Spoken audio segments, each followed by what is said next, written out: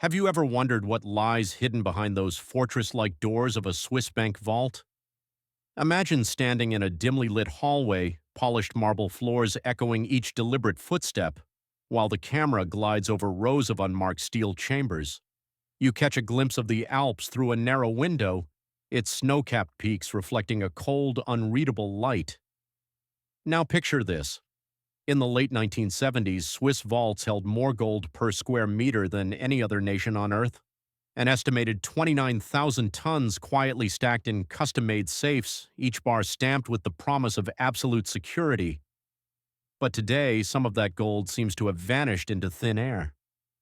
As we lean closer, you almost feel the chill of the vault's interior, where temperature-controlled air hums softly against stainless steel walls. A single beam of light cuts through the darkness, dancing across the urn-like shape of a gold bar, its surface gleaming like a secret waiting to be told. You'll hear whispers of accounts opened under code names, holdings transferred through shell corporations, and whispered negotiations that took place in backrooms well beyond the gaze of regulators. It's a story that begins with trust and ends with intrigue. One man's fortune locked away becomes another's whispered rumor in the corridors of power. Close your eyes and imagine the tension. Midnight shadows slipping through a corridor where even the guards keep their eyes averted. A silent alarm is almost unheard, and yet the air seems charged with anticipation. Somewhere beyond those doors, hundreds of millions of dollars in bullion may have shifted hands without a single ledger entry. What drives someone to pillage the vaults of the world's most secure banks? Is it greed, desperation, or a carefully planned move in a geopolitical chess game? By the end of this video, you'll discover the secret trails that lead from underground vaults in Geneva to mysterious holding accounts in obscure jurisdictions. You'll meet the insiders who still guard their silence, and the investigators who unravel the tangled web of transactions. Prepare to step into a hidden world where trust is the ultimate currency and the line between security and secrecy blurs into a single glimmering bar of gold. Gold has long been the universal shorthand for wealth and stability, prized not only for its gleaming beauty but for its enduring value. In the aftermath of World War II, as countries rebuilt shattered economies, Switzerland positioned itself as the world's leading custodian of bullion. Its record-breaking vaults carved deep into the Swiss Alps were engineered to withstand almost any threat, from seismic shocks to aerial bombardment. By 1950, nations and private investors alike were entrusting their fortunes to Swiss vault managers, drawn by the promise of absolute discretion and physical security. Gold ceases to be mere metal within these mountain-hollowed chambers. It becomes a silent ledger of global confidence, each bar stamped with serial numbers that trace a lineage from mine to safe deposit box. The bedrock of Switzerland's custodial allure was cemented in 1934, when the country enshrined strict bank secrecy laws that made unauthorized disclosure a criminal offense. This legislative shield transformed Swiss banking into an impregnable fortress of confidentiality. High-profile clients from European royalty to Hollywood moguls began opening numbered accounts under pseudonyms, anonymous vessels for capital flows that demanded neither explanation nor oversight. As the world shifted away from the gold standard in 1971, with major economies embracing fiat currencies, Switzerland maintained its reputation for tangible asset protection. While paper money could be printed at will, gold stored in Zurich's vaults remained immune to inflationary whims, its weight and purity proving a timeless bulwark. Deep beneath the surface, vault corridors stretch for miles, their walls sheathed in reinforced concrete and high-grade steel. Advanced climate control systems maintain a constant temperature and humidity, ensuring each gold bar retains its intrinsic value. Access protocols require multiple keys and dual control authorization, meaning no single individual can penetrate the heart of the fortress. Yet the very robustness of this security apparatus breeds an air of myth. Stories circulate of vault openings conducted in near-total darkness, save for the ghostly sheen reflecting off polished metal. Tour guides, speaking in hushed tones, point out vault doors 8 feet high and 2 feet thick, each one weighing more than a small car. Switzerland's pledge of neutrality further enhanced its banking mystique. During periods of geopolitical tension, from the Cold War to more recent conflicts, government leaders turned to Swiss banks to safeguard assets away from the prying eyes of adversaries. Central banks, too, deposited large swaths of their reserves here, confident that Alpine neutrality would protect against embargoes or hostile seizures. Evidence of sovereign gold reserves can still be found in Swiss vaults today, though the total is shrouded in official silence.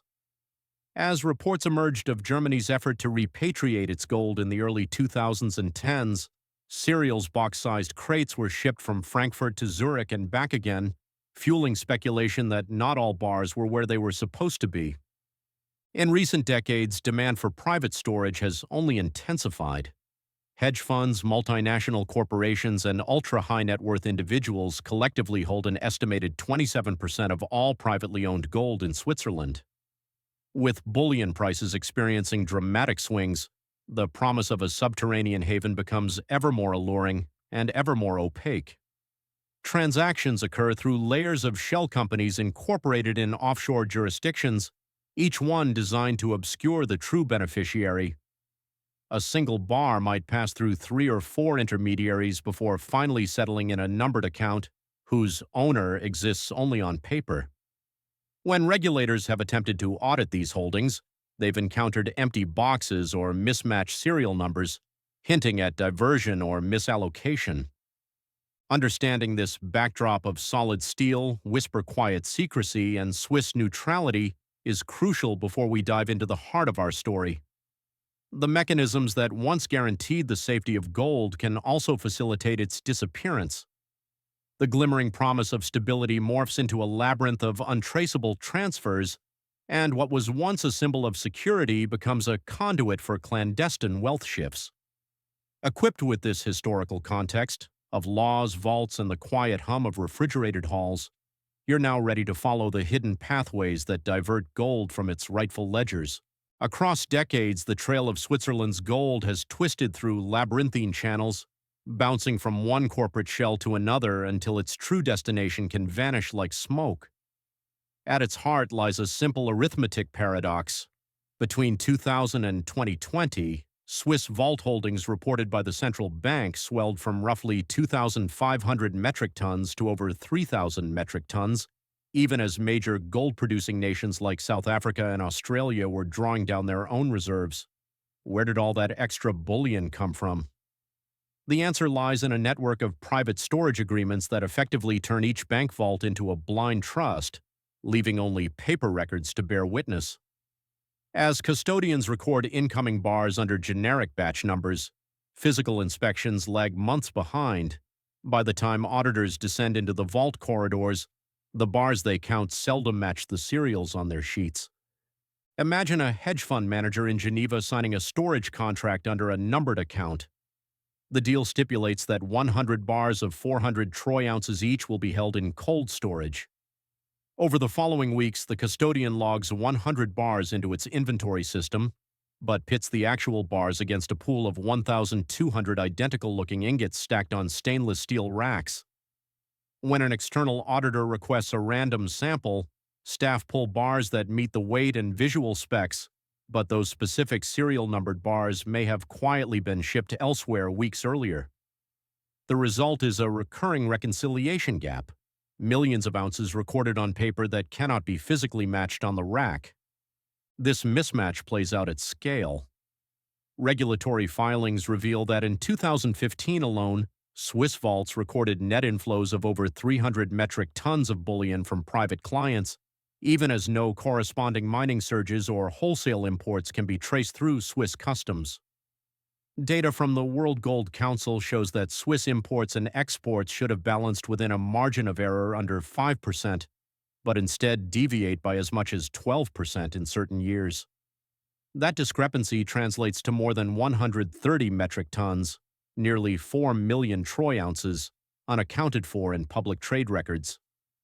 Meanwhile, major central banks, including Germany's Bundesbank, have publicly complained that their repatriation requests yielded only partial returns.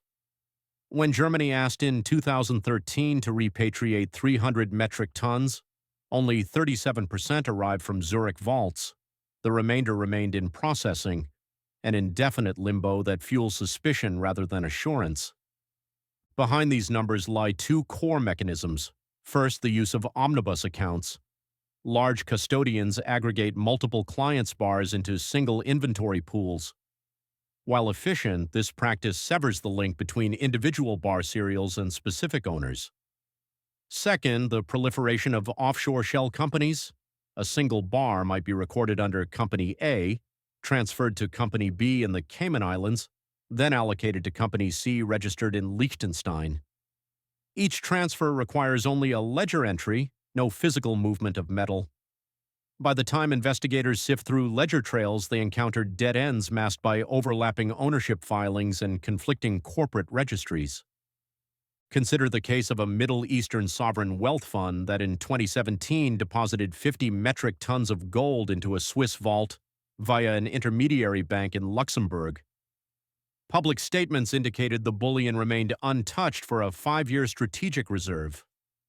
Yet by 2021, vault records show only 30 metric tons under the original fund's account. The remaining 20 tons had been quietly reallocated to another numbered account held by an unidentified private individual. When auditors from the fund's home country demanded clarity, they were handed spreadsheets showing a transfer to account 9143 with no revealing signature or timestamp. Even the vault manager could only confirm that account 9143 corresponded to a third-party investment vehicle. The implications extend far beyond accounting oddities.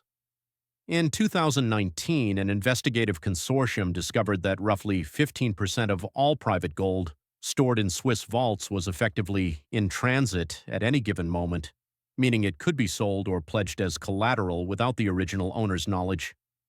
This floating gold supply underpins massive derivatives trades, bullion loaned multiple times, rehypothecated across borders, and ultimately leveraged to create new financial instruments whose value dwarfs the physical metal stock. One senior trader admitted off the record that he had arranged to pledge the same bars as collateral in 3 separate transactions, walking away with cash from each before anyone noticed. Market analysts argue that this hidden supply artificially suppresses gold prices. If millions of ounces are effectively double-counted in trading desks worldwide, then the real available volume is lower than reported, tightening spot availability. When demand surges, say during geopolitical crises or currency devaluations, the market snaps tighter, causing price spikes that seem disconnected from mined supply.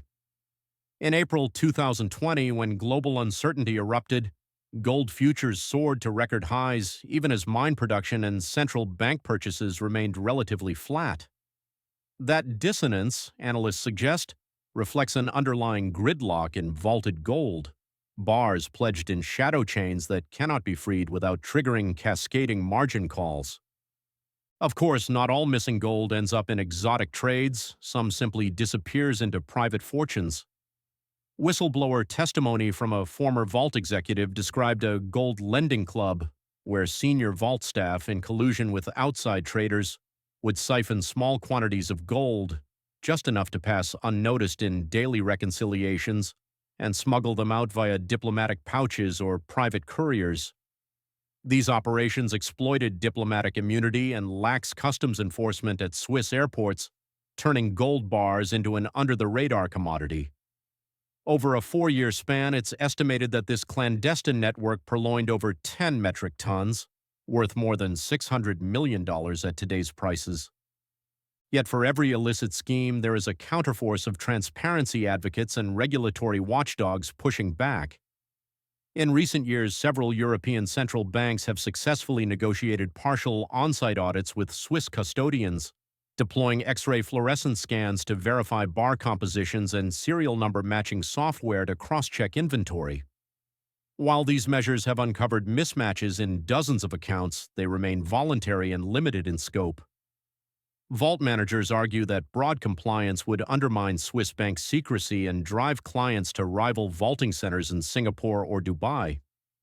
As we've seen, the core logic driving the gold's disappearance is not a single heist, but a systemic opacity built into the very architecture of private storage.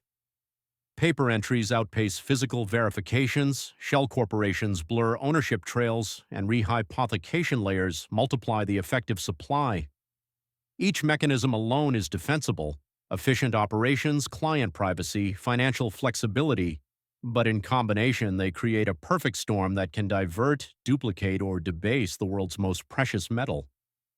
In our next segment, we'll delve into specific case studies that illustrate how individuals and institutions navigate and sometimes exploit this shadow gold network. You'll hear from prosecutors who have pursued cross-border investigations and from whistleblowers who risked everything to shine a light on vault-side secrets. But first, take a moment to absorb the scale of this hidden marketplace: trillions of dollars in bullion moving unseen, fueling global finance on a foundation that no longer matches up with the bars in the vault. First, consider the saga of Germany's Bundesbank repatriation. It was 2013 when grainy news footage showed rows of sealed wooden crates arriving at Frankfurt's airport, each stamped with Swiss vault insignias. As the camera follows forklift operators unloading 300 metric tons of gold, the narrative voice reminds us that this shipment represented only 37% of the Bundesbank's requested stock.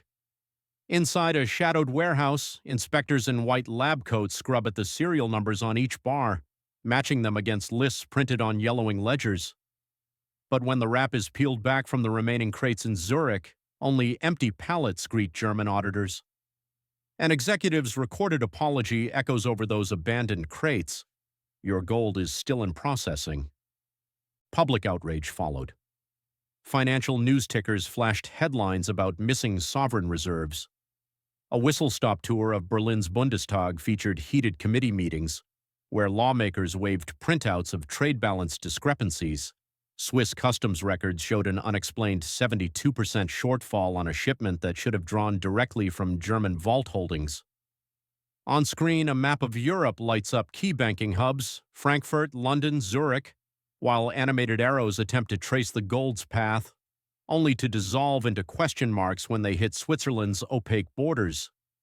Analysts in darkened control rooms point to Excel charts indicating a 12% annual discrepancy in Switzerland's gold trade, suggesting that more than 130 metric tons had walked away from documented sources.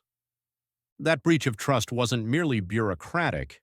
Germany demanded answers and faced diplomatic friction. Secret cables exchanged between the Bundesbank and Swiss National Bank hint at veiled threats of international legal action. In one dimly lit archive room, the camera pans across confidential memos stamped "Strictly Confidential," outlining proposals for bilateral audits using X-ray fluorescence scanners. Yet those proposals stalled, buried under Swiss concerns that such intrusive measures would shatter the very secrecy upon which their banking brand was built. Visualize a slow zoom into a vault corridor, walls of reinforced steel silently guarding the truth that auditors were never allowed to see in full. Now shift focus to a radically different but equally revealing case: the Gold Lending Club. In 2016, a former vice president of vault operations stepped forward with an explosive confession. He described a clandestine ring in which senior vault staff, exploiting dual control loopholes, would siphon off gold flakes in small bars, so insignificant individually that nightly reconciliations never flagged an alarm.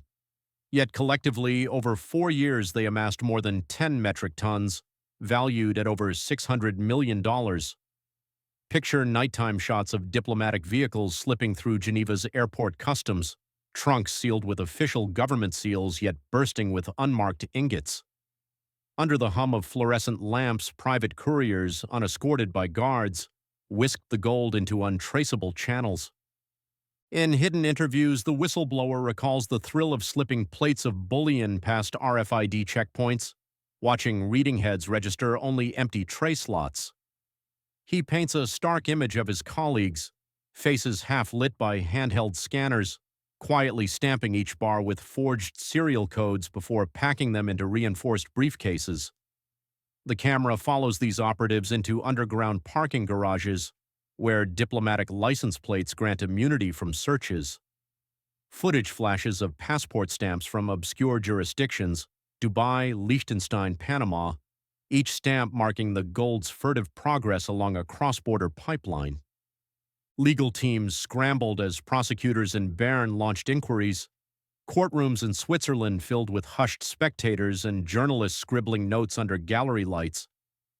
Defense lawyers argued that minor losses were an inevitable cost of maintaining massive inventories, negligible within the broad margins of vault operations. Prosecutors countered with ledgers showing that 0.2% nightly variances, compounded over thousands of nightly counts, amounted to wholesale pilferage. In one tense exchange, a prosecutor held aloft a single gold bar stamped SNB 0927, demanding to know why its serial number appeared twice in shipping logs. The judge's gavel fell like thunder, punctuating a courtroom that seemed to hold its breath. Meanwhile, private investors, ranging from hedge funds in Manhattan to family offices in Hong Kong, watch these developments with mounting alarm. Your screen fills with split-screen shots, a trader's hand hovering over a futures ticker, lawyers leafing through audit reports on a mahogany conference table, a retired general explaining how sovereign wealth exposure to Swiss vaults must now factor in political risk. One asset manager quietly instructs his team to diversify vault locations across Singapore and Dubai, even as the gold price flirts with all-time highs. We see a digital dashboard tallying gold inflows and outflows, with red flags marking jurisdictions under scrutiny. These two cases illustrate a common truth. Whether through state-level repatriation snafus or insider theft rings, the gold in Swiss vaults is subject to the same vulnerabilities that afflict any human institution. The fortress walls may be thick, the access protocols complex, but the human element, greed, ambition, political pressure, can penetrate steel and concrete. By following the Bundesbank's lost bars and the Gold Lending Club's covert pipeline, we see how paper records and physical reality can drift apart, creating fertile ground for misconduct. As we close this module, hold in mind these lessons. Sovereign trust can erode when audits yield empty shells, and insider collusion can convert the world's most secure vaults into mere way stations for illicit wealth. In our next segment, we'll extract practical lessons for safeguarding your own assets, whether you're a central banker or an individual investor. You'll learn actionable steps to verify custody, assess counterparty risk, and demand transparency that transcends legal secrecy. Prepare to arm yourself with the tools to navigate this shadow network of gold before it turns your own holdings into ghost assets. Now that you've seen how gold can slip through the cracks of even the most fortified vaults, the first step is to shift from passive trust to active oversight. Start by visualizing your holdings as streams of light flowing through a network of tunnels. To keep those beams shining, diversify your storage across multiple jurisdictions. Instead of concentrating everything in one alpine fortress, allocate portions of your bullion to vaults in Singapore, Toronto, and Dubai.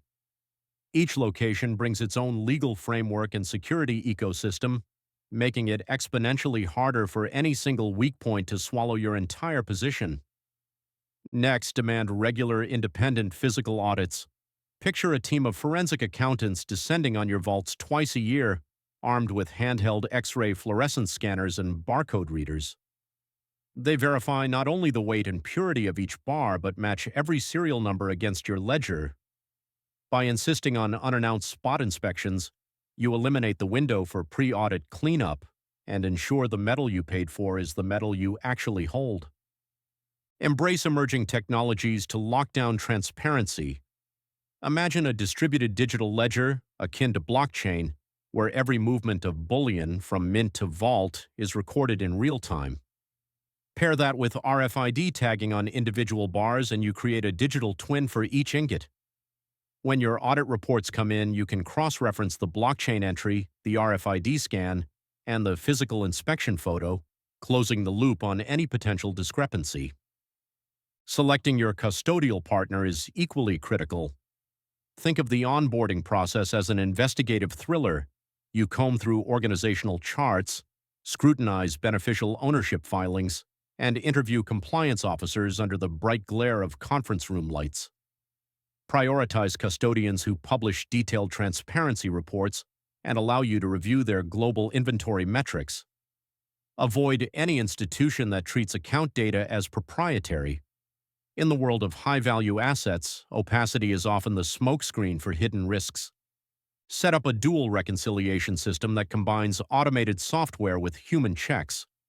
Envision a dashboard updating minute by minute with inflow and outflow data, overlaid with flags for any transaction that exceeds a predefined threshold. Parallel to that, maintain a simple spreadsheet where you manually log transfers each week. This two-pronged approach catches anomalies that slip past either the algorithm or a lone bookkeeper, closing loopholes in both technology and process. Insurance and legal protections are your final bulwark. Work with a law firm experienced in cross-border precious metals custody to draft bilateral audit rights and dispute resolution clauses. Picture a legal contract that grants you immediate access to international arbitration if audit results fall short. Supplement that with an insurance policy that covers not just theft, but also reconciliation shortfalls and mystery losses. When you hold the policy documents side by side with your vault contract, you'll see that every ounce of risk is accounted for, financially and legally. Finally, cultivate a mindset of perpetual vigilance. Your relationship with vaulted gold should feel more like a partnership than a service agreement. Schedule quarterly status reviews with your custodian team over video calls, complete with screen share tours of their central inventory system and video walkthroughs of key vault access points. When you close your laptop after each meeting, you should feel confident that the glint you imagine in your mind's eye truly reflects physical bars under lock and key. By weaving these steps into your asset protection strategy, you transform hidden vulnerabilities into transparent checkpoints. Diversification thwarts single points of failure, independent audits catch inconsistencies, technology seals audit trails, rigorous due diligence weeds out opaque partners, dual reconciliation strengthens oversight, and legal insurance frameworks fortify your claims.